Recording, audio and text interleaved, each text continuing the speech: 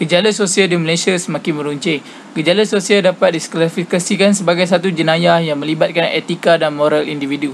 Jenayah ini bukan sahaja dilakukan oleh golongan remaja dan dewasa, malahan kanak-kanak juga turut terlibat dalam masalah ini. Secara umumnya, masalah sosial merangkumi berbagai perlakuan negatif anggota masyarakat yang tidak membawa sokongan dan keuntungan kepada kekuatan sistem dan struktur ekonomi yang diamalkan dalam suatu masyarakat ataupun negara.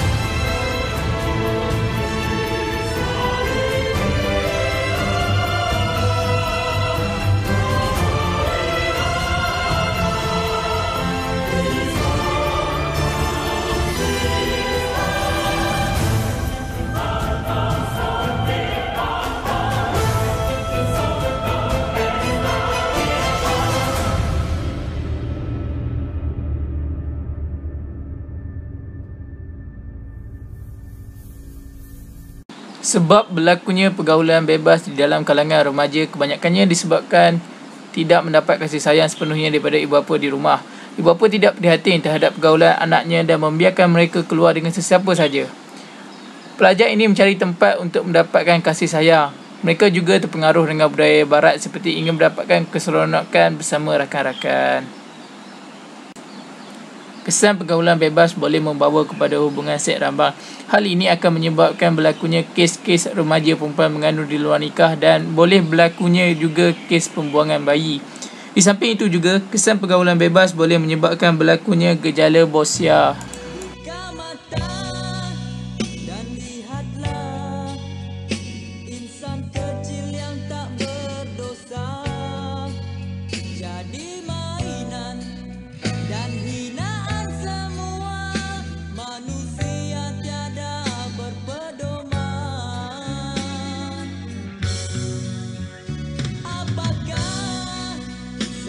Mereka menjadi mangsa yang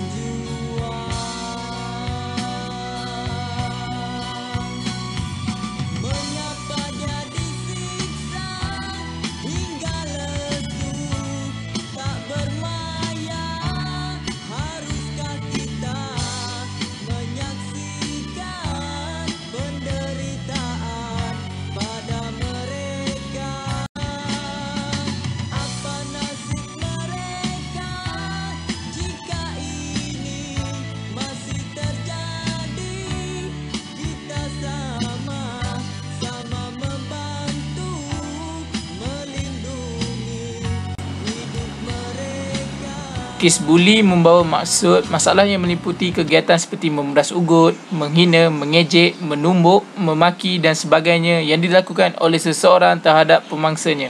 Antara sebab berlakunya gejala buli ialah kekurangan penghayatan nilai-nilai agama yang ada pada pelajar yang sanggup melibatkan diri dalam kes buli.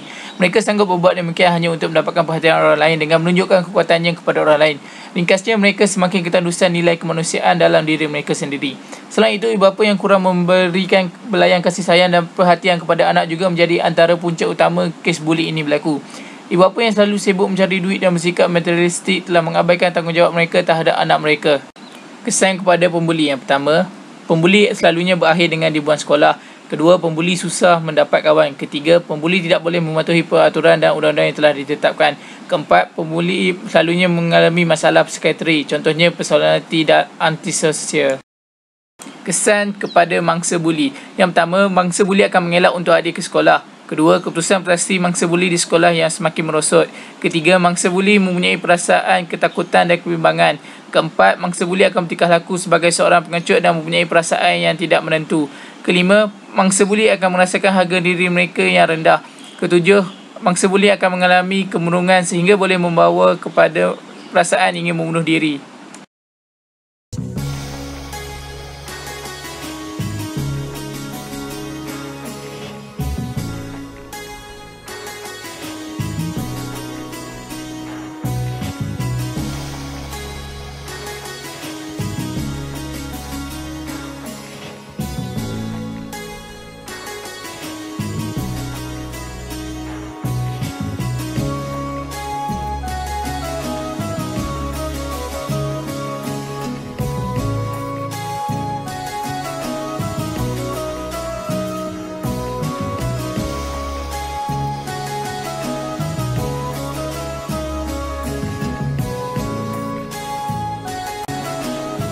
Sebab berlakunya gejala gangsterisme ialah kurang mendapat perhatian dan kasih sayang menyebabkan remaja mencari tempat untuk meluahkan perasaan.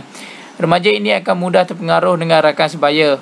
Disebabkan tidak senang dengan kesenangan orang lain, maka lahirlah satu sikap iaitu suka membuli orang lain. Kesan gangsterisme ialah remaja akan memiliki sifat-sifat negatif. Remaja ini akan terpesong dengan pegangan hidup mereka. Pemikiran remaja akan dipenuhi dengan keburukan. Mereka sering ingin menimbulkan pergaduhan. Berlakunya peningkatan kes-kes seperti kes peras ugut.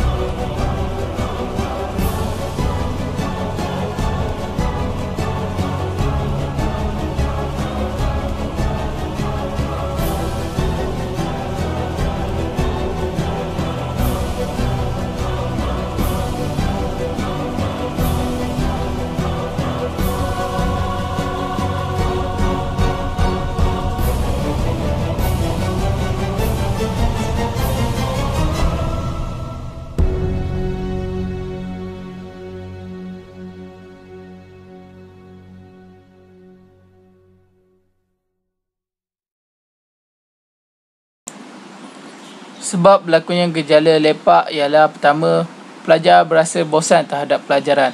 Kedua, mereka kurang mendapat perhatian daripada guru-guru. Ketiga, pengaruh persekitaran dan pergaulan. Keempat, sikap tidak mengambil berat dan tidak bertanggungjawab terhadap diri sendiri. Kesan gejala lepak ialah berlakunya pembaziran masa dan wang kepada perkara-perkara yang tidak mendatangkan faedah. Hal ini akan memudahkan lagi remaja terjebak dengan gejala sosial yang lebih buruk kerana pengaruh rakan-rakan lepak mereka. Hal ini juga akan melahirkan generasi yang tidak bertanggungjawab dan akhirnya akan menjatuhkan martabat negara.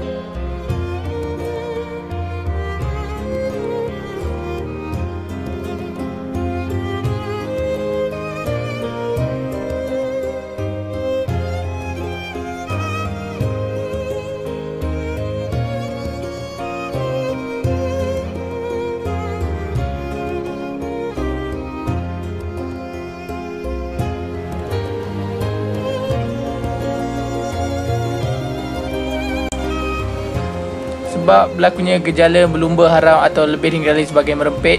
Yang pertama, kurang perhatian daripada ibu bapa. Kedua, runtuh institusi rumah tangga. Tiga, pengaruh rakan sebaya. Empat, kurang pendidikan agama. Kesan berlumba haram ialah menyusahkan diri sendiri serta menyusahkan dan memalukan ibu bapa jika mereka didapati bersalah. Tiga, boleh mengganggu kehidupan masyarakat dengan aktiviti mereka. Keempat, mengakibatkan pertambahan dalam bilangan kemalangan jalan raya di seluruh negara. Kelima, boleh menjejaskan imej golongan remaja dan imej negara.